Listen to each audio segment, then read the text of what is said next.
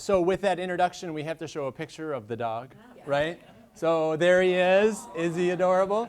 So he prefers to be snuggling in our bed versus outside in the cold. So I want to start by saying thank you. I just think it's a great privilege for me to be able to travel around both Wisconsin and the country to talk about health, a topic that I really love to speak about. And today I'll be talking about health myths and misconceptions.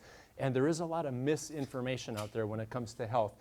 Quick story, about a year and a half ago, I had an opportunity to go to a conference at Penn State and do some speaking. On the flight there, sat next to a woman. She's a little bit older than me, a retired school teacher, and we had a great conversation. I told her I was going from La Crosse to Penn State, and in the middle of our conversation, at one point, she turned to me and said, "So do you play football for Penn State?" And I had just turned 41. So I resisted the urge to lean over and give her a kiss because she made me feel so good. And I said no. I kind of laughed. I think I blushed a little bit. Went to the conference, came back home. True story. On the flight, sat next to a woman. She's a little bit older than me. And we had a great conversation. I told her I was at Penn State traveling to La Crosse. And she said at one point, "So are you a student at Penn State?" And I thought, what is going on? And I said, "Well, yeah, as a matter of fact, I'm the quarterback on the football team." And she said, "Really? You are?" She pulled out her pen to get an autograph, and I said no. But so then I got home, and I had a shirt made up that said, "I love older women." And my wife of 18 years said, "What's that all about?" But those interactions really reinforced to me, because I'm not perfect when it comes to health, but I try to be active, and I try to eat healthy, and I try to get enough sleep. But those interactions reinforced to me that what I'm doing as far as trying to live a healthy lifestyle is important. And then almost more importantly, to share the message with other people. And I do want to ask you a question, and I get asked the question pretty consistently, well, why health? I'm planning a meeting for county employees or superintendents or principals or electricians or college students. Why should we do a session on health? And I think health for everyone is very, very important. Raise your hand if you think health is something that's important we should focus on. Just raise your hand. Yeah, 100% of the people in the room. Very quick activity. If you could just stand up for me. I'm going to ask you a couple questions and then just respond appropriately. So if you have exercised for 30 minutes, 5 out of the last 7 days, stay standing. If not, have a seat. If you have exercised for 30 minutes, 5 out of the last 7 days, stay standing. If not, have a seat. If you've eaten 8 to 10 fruits and vegetables a day, every day for the last 7 days, stay standing. If not, have a seat. How about just vegetables? Just vegetables? Yep, fruit or vegetables. Very good. And you can't stand back up if you've already sat down. Some people try to do that. It's cheating. Here's another one. For the last 7 nights, if you've gotten 7 hours or more of sleep, consecutive, stay standing. Oh, so we lost everybody. So I like to do that activity. Oh, there's still a couple people back there. Good. So if you're still standing, you're doing a pretty good job, or you're what? Lying. There you go. Thank you very much. No, just kidding. Give them a hand. Thank you for. So the presentation that I do on health myths and misconceptions, when we have more time, I'll probably would dive into 25 or 30 or 35 of them. Today I'm going to ask you 4 questions. And I do the presentation in like a test or a quiz type format, and people tend to really enjoy that. So I will ask you 4 true or false questions. You can just kind of formulate an answer in your mind. Don't have to say anything out loud. And then that's how we'll do the next 3 or 4 minutes. So here's the first one, true or false. Coffee and other caffeinated beverages cause dehydration because they are diuretics. If you want to, you can write it down on a piece of paper. Just think about that. Coffee and other caffeinated beverages cause dehydration because they are diuretics. How many of you say true? Raise your hand very, very high. Yeah, probably 90% of the people in the room. So the answer is actually false. Look on the upper right-hand portion of the screen. So this is a common misconception. There's caffeine in coffee and some teas and some sodas, and there's a diuretic effect to that. Diuretic effect just means you'll lose some fluid by taking in that caffeine. But I'm a classic example. I drink a lot of coffee in the morning, probably 50 ounces. There is caffeine in there, there's a diuretic effect, but because of that diuretic effect, I might lose 10 ounces of fluid.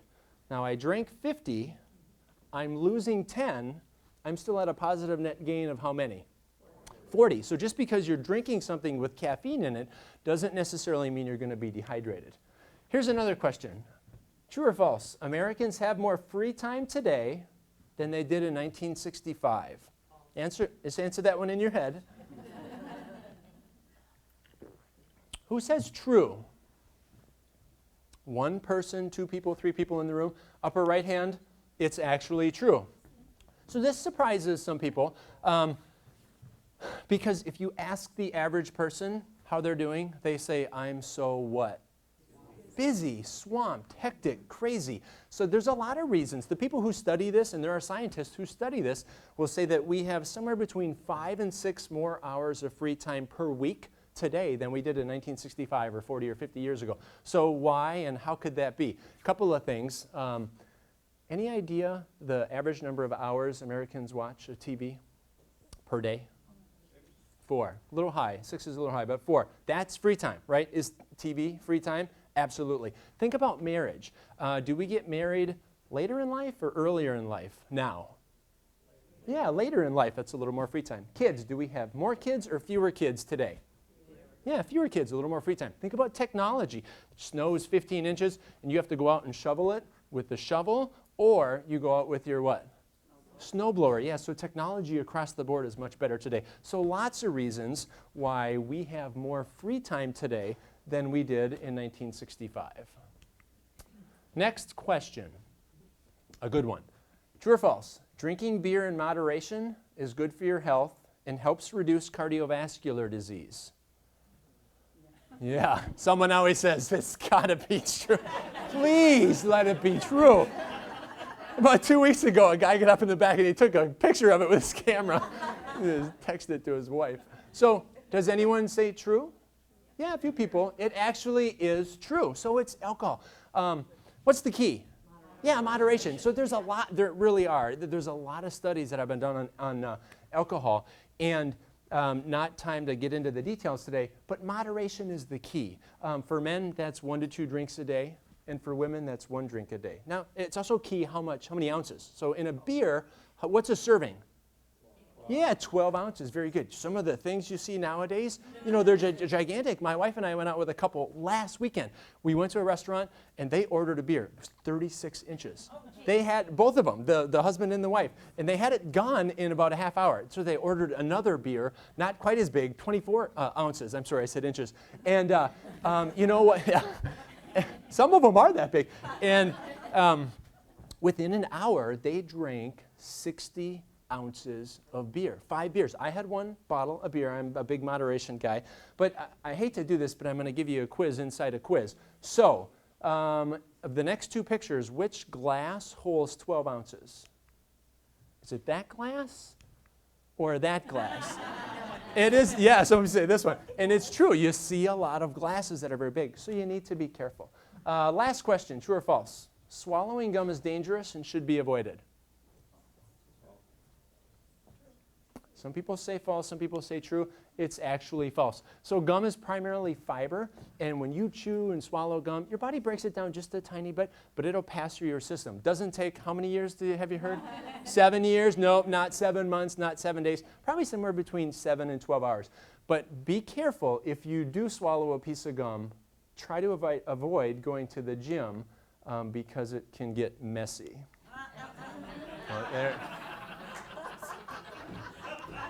Okay, I'm out of time. Thank you very much. The book that I have is called 25 Ways to Cure the Hiccups, Uncovering the Truth Behind 101 Common Myths and Misconceptions. If you're at all interested in the book, leave me a business card and I'll mail you one for free. Thank you very much.